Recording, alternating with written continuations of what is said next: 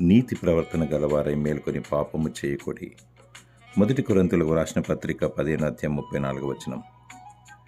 దేవుని నీతిని రాజ్యము వెదుకువారు నిందారహితులై, నిష్కలంకులై, పరిశుద్ధులై, పవిత్రులై, చెడును విడిచిపెట్టి పాపాన్ని అసహించుకోవాలి. నీతి ప్రవర్తన, న్యాయ ప్రవర్తన, సత్ప్రవర్తన, యథార్థ ప్రవర్తన, సత్య ప్రవర్తన, యోగ్య ప్రవర్తన గలవారై ప్రార్థనలో మేల్కొని ఉండాలి. కన్నీటితో ప్రార్థన చేయాలి. దేవుడు నిన్ను నీతి నివసించు రాజ్యంలో చేర్చుకుంటాడు. నిత్య రాజ్య వారసత్వమును దయచేస్తాడు. ఈ భూలోకములో నీవు త్యాగం చేస్తే పరలోక బహుమానం పొందుకుంటావు.